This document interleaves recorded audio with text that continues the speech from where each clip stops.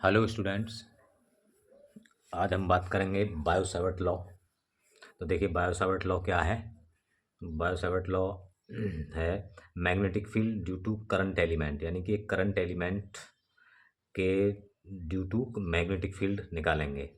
तो let all magnetic fields are due to current, moving charges and intrinsic magnetic moment of the particle.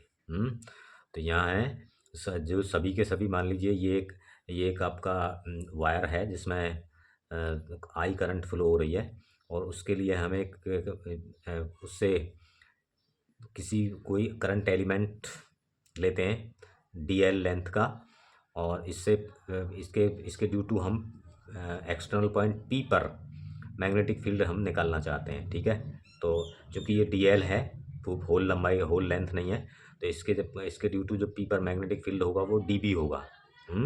और इसकी distance है are, और इस element से थीटा एंगल बनाता है।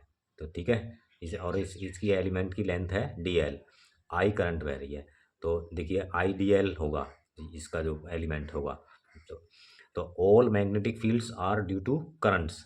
तो सभी की सभी जो मैग्नेटिक फील्ड हैं वो क्या है, करंट्स के ड्यू टू हैं, मूविंग चार्ज के due to, and intrinsic intrinsic magnetic movement of the particle. और जो इंट्रिंजिक मीन्स आंतरिक मैग्नेटिक मूवमेंट है, मैग्नेटिक मूवमेंट्स मीन्स वो आघूर्ण ऑफ द पार्टिकल। तो Biot Savart law determines the relation between current and magnetic field. तो Biot Savart law क्या क्या डिटरमाइन करता है, वो रिलेशन बताता है किसमें, करंट में और मैग्नेटिक फील्ड में। तो अकॉर्डिंग टू दिस रूल, इस रूल के अकॉर्डिंग क्या है, तो देखिए इस रूल के अकॉर्डिंग है magnetic field D B is number one directly proportional to the current, यानी कि उसमें फ्लो होने वाली करंट के डायरेक्टली प्रोपोर्शनल होता है। तो D B is proportional to I. और दूसरा है directly proportional to the length of the element. तो लेंथ ऑफ द एलिमेंट कितनी है, डी एल, तो D B is directly proportional to D L. और थर्ड है, ये है sine of the angle, directly proportional to sine of the angle of, ठीक है। एंड तो ये होगा जो थीटा है उसके साइन थीटा के, तो D B is directly proportional to sine theta, और inversely proportional to the square, inversely proportional to the square, यहाँ स्क्वायर लिखना है, स्क्वायर ऑफ डिस्टेंस। ठीक है, D B is inversely proportional to R square. अब इन चारों रूल्स को कंबाइन कर दीजिए, तो कंबाइन करने पे क्या आएगा, कंबाइन करने पे आएगा तुम्हारा, देखो ये, ठीक है, कंबाइन करने पे क्या आएगा, D B is proportional to I D L sine theta upon R square, चारों को कर दिया कंबाइन, आई को भी, डी एल को भी, साइन थीटा को भी, आर स्क्वायर को भी। तो अब जब प्रोपोर्शनलिटी का साइन हम रिमूव करेंगे तो क्या हो जाएगा, म्यू नॉट अपॉन 4 पाई। म्यू नॉट अपॉन 4 पाई क्या है, कांस्टेंट है, जिसकी वैल्यू क्या होती है, तो ये आपका फॉर्मूला बन के आ गया। तो इस म्यू नॉट की जो वैल्यू होती है 10⁻⁷ tesla metre ampere inverse. Mu naught क्या है, परमिबिलिटी ऑफ फ्री स्पेस, और म्यू नॉट की वैल्यू होती है 4 पाई इंटू 10⁻⁷, क्या है, न्यूटन पर एम्पियर स्क्वायर, इसका ये यूनिट है। अब इसकी वेक्टर फॉर्म जो देखते हैं, वेक्टर फॉर्म क्या है, D B is equal to, हम इसमें क्या है वेक्टर फॉर्म में बदलने के लिए क्या करेंगे, तो डी बी तो ये है, यहाँ पे कोई अभी वेक्टर फॉर्म में कैसे करेंगे, तो दो क्वांटिटी होनी चाहिए, तो डी एल है एक तो, और हमें आर और चाहिए दूसरी वेक्टर क्वांटिटी, तो आर से मल्टीप्लाई और डिवाइड कर दें ऊपर नीचे, तो ये हो जाएगा D B is equal to mu naught upon 4 pi I D L R sine theta upon R cube हो जाएगा। तो देखिए डी एल और आर, तो तो डी एल और आर के साइन थीटा को जब हम रिमूव करेंगे तो ये हो जाएगा I D L into R upon R cube. तो this is the vector form of the this formula. ठीक है, तो टेस्ला की डेफिनेशन यहाँ से फिर आती है, तो वी नो दैट टेस्ला की डेफिनेशन निकालेंगे यहाँ से, कहीं से भी पूछ सकता है टेस्ला की, कई बार निकाली है हमने। तो D B is equal to mu naught upon 4 pi I D L sine theta upon R square, tesla हो गया यहाँ। तो ये अब यहाँ से हम D B is equal to D B की वैल्यू रख दीजिए, क्या है, डीबी इसकी वैल्यू तो हो जाएगी 10⁻⁻⁴ आई का वैल्यू 1 एम्पियर, डीएल 1 मीटर लें, साइन और साइन थीटा इजिकल टू 90 हो और आर इजिकल टू 1 मीटर हो। ठीक है, तो डीबी इजिकल टू क्या होगा, -10⁻⁷ इंटू 1 टेस्ला। तो ये होगा यहाँ से वन टेस्ला की ये निकालेंगे तो इसके नीचे आ जाएगी। ठीक है, तो अब इसके नीचे आ जाएगी तो 1 टेस्ला इजिकल टू आ जाएगी 10⁻⁷ dB, 10⁻⁷ dB। तो अब जो dB का वो 10⁻⁷ टाइम्स हो जाएगा।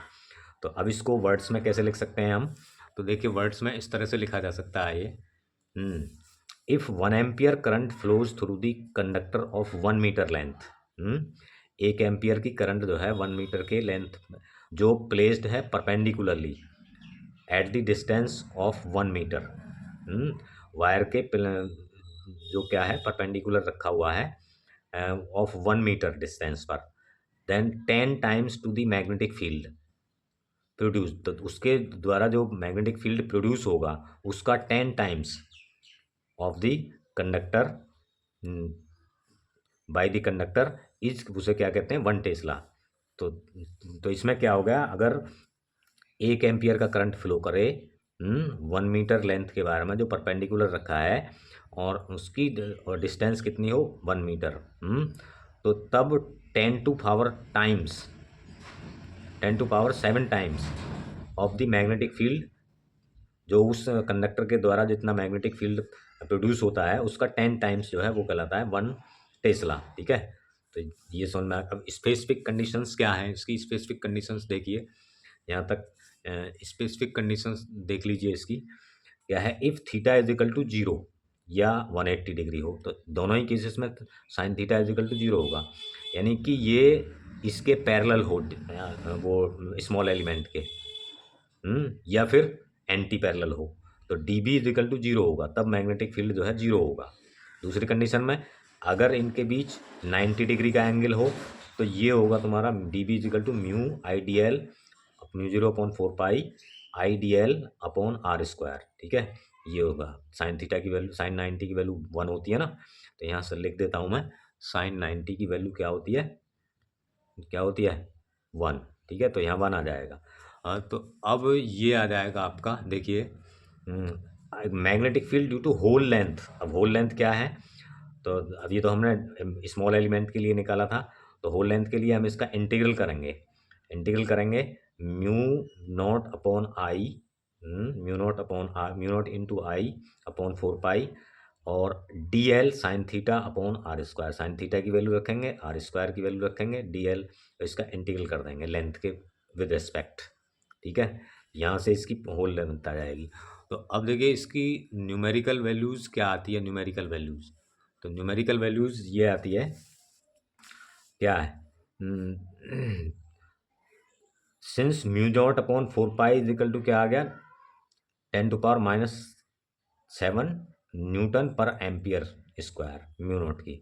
तो म्यू नॉट अब की खाली निकालेंगे तो 4 इधर चला जाएगा, तो म्यू नॉट इजिकल टू क्या हो जाएगा 4 इंटू 10⁻⁷ न्यूटन पर एम्पियर स्क्वायर। इसको वेबर पर एम्पियर मीटर भी कहते हैं, वेबर में चेंज करें तो इसे। ठीक है, तो अब ये क्या है, units of mu naught, mu naught की यूनिट क्या है, म्यू नॉट की यूनिट यहीं से है, देखिए तो किलोग्राम मीटर पर second square upon ampere square, और ये हो जाएगी किलोग्राम मीटर सेकंड स्क्वायर, हाँ ये ऊपर चला जाएगा सेकंड 2 और एम्पियर की पावर -2। और डायमेंशन क्या आ जाएगी इसकी, डायमेंशन, तो डायमेंशन इसकी यहीं से आ जाएगी, यहाँ से न्यूटन पर ampere square. Dimension of force, तो डायमेंशन ऑफ फोर्स क्या आ जाएगा तुम्हारा, इसकी जो होती है MLT-2 और एम्पियर की ए स्क्वायर, तो ये स्क्वायर और ऊपर चला जाएगा, इसकी हो जाएगी MLT-2 A-2। ठीक है, तो इस तरह से इसकी यूनिट हम निकाल लेंगे। तो यहाँ तक क्लियर है, तो इसको दोबारा देख सकते हैं। तो थैंक यू।